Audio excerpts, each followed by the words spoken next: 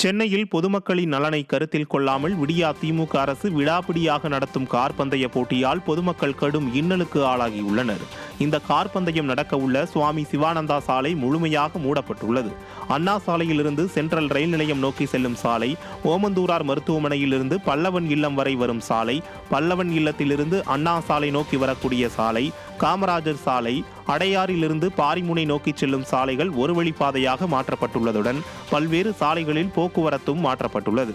இதனால் ஓமந்தூரார் அரசு மருத்துவமனைக்கு செல்லும் நோயாளிகள், வாகன ஓட்டிகள், பயணிகள் கடுமையாக பாதிக்கப்பட்டுள்ளனர். மேலும் 3 கல்லூரிகளுக்கு விடுமுறை விடப்பட்டுள்ளது.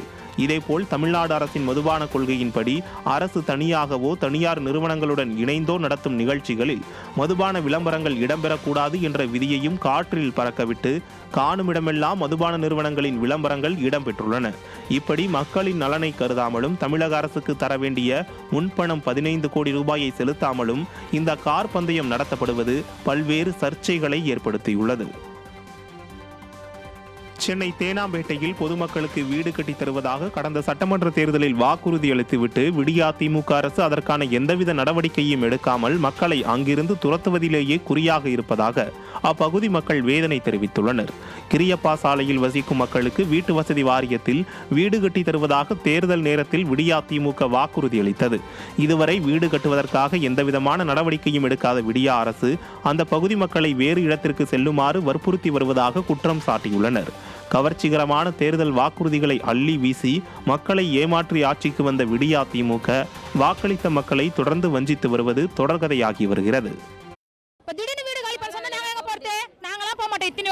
60-70 வருஷமா நாங்க இங்கே இருக்கிறோம். எங்களுக்கு அதெல்லாம் நல்லது செய்யணும். அவங்க ஓட்டு கேட்கும் போது மட்டும் நாங்க இதை செய்யறோம் அதை செய்யறோம் வந்து எங்க வீடு தேடி வந்து கேட்கறாங்கல்ல. இப்ப ஜனங்களுக்கு எது நல்லது கெட்டது அதெல்லாம் அவங்க பார்க்கணும். இவ்வளவு தண்ணியில வந்து எங்களுக்கு யாருமே ஒண்ணு கூட செய்யல.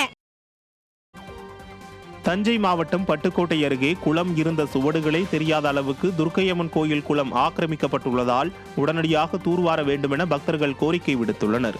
பாலத்தளி கிராமத்தில் அமைந்துள்ள அறநிலையத்துறைக்கு சொந்தமான துர்க்கையம்மன் கோயிலில் உள்ள குளம் இருந்த சுவடுகளே தெரியாத அளவிற்கு செடி, கொடிகள், குப்பைகள் உள்ளிட்டவற்றால் ஆக்கிரமிக்கப்பட்டுள்ளது. இதனால் கடந்த பல வருடங்களாக துர்க்கையம்மனின் தீர்த்தவாரி நிகழ்ச்சியும் நடைபெறுவதில்லை. இதேபோல் கோயிலுக்கு வரும் பக்தர்களுக்கு கழிப்பறை உள்ளிட்ட அடிப்படை வசதிகள் இல்லை என வேதனை தெரிவித்துள்ள பக்தர்கள் விடியா திமுக அரசின் அறநிலையத்துறை நடவடிக்கை எடுக்க வேண்டும் என கோரிக்கை விடுத்துள்ளனர். கோயிலை அரசாங்கம் திரும்ப எங்கள்கிட்ட கிராம நிர்வாகத்தில் ஒப்படைக்கணும். இல்லைன்னா இந்த பக்தர்களுக்கு நாங்கள் எங்களுக்கு கேட்கல, பக்தர்கள் நீராடுறதுக்கு நல்ல குளம் வேணும், வழிபடுறதுக்கு நல்ல நிம்மதியாக வழிபட்டுட்டு போகிறதுக்கு ஒரு அமைதியான சுற்றுச்சூழல் வேணும். ஒருத்தவங்க அவங்க உடல் உபாதைகள் ஏதோ ஒரு சூழ்நிலை மலம் கழிக்கிறதுக்கோ சிறுநீர் போகிறதுக்கோ அதுக்கான ஒரு அடிப்படை தேவை கூட கிடையாது. ஒரு கார் நிப்பாட்டுறது கிடையாது. கிட்டத்தட்ட 10 ஏக்கர் இடம் சும்மா கிடக்கு. அந்த இடத்துல ஒரு வணிக வளாகம் கட்டி விடலாம். எவ்வளோ விஷயங்கள் இருக்குது. இப்போ இங்கே இருக்கிறத வச்சு இல்லைன்னா ஒரு சின்ன கோயில் பேரில் ஒரு பள்ளி நல்ல பள்ளி கட்டி கொடுக்கலாம்.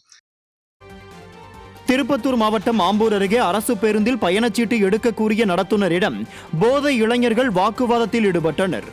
திருத்தணியில் இருந்து பெங்களூரு சென்ற அரசு பேருந்தில் மாதனூர் பேருந்து நிறுத்தத்தில் ஏறிய 2 இளைஞர்களிடம் நடத்துனர் பயணச்சீட்டு எடுக்க கூறியுள்ளார். அதற்கு மது போதையில் இருந்த இளைஞர்களில் ஒருவர், நான் தான் விடுதலை சிறுத்தைகள் கட்சியின் மாநில தலைவர் எனவும் என்னிடமே பயணச்சீட்டு கேட்கிறாயா எனவும் வாக்குவாதத்தில் ஈடுபட்டார். இதையடுத்து போதையில் இருந்த இளைஞர்கள் பேருந்தில் இருந்து இறக்கப்பட்டனர். இதேபோல ஆம்பூர் பேருந்து நிலையத்தில் போதையில் ஒருவர் ஆடையிலேயே சிறுநீர் கழித்துவிட்டு சாலையில் படுத்து உறங்கியதால் அப்பகுதியில் பெண்களும் பள்ளி மாணவிகளும் அச்சத்துடன் செல்ல வேண்டிய நிலை ஏற்பட்டது. விடியா திமுக ஆட்சியில் தமிழகம் போதை மாநிலமாக மாறியுள்ளதாகவும் இளைஞர்கள் போதைக்கு அடிமையாகி சீர்கெட்டுள்ளதாகவும் பொதுமக்கள் குற்றம் சாட்டியுள்ளனர்.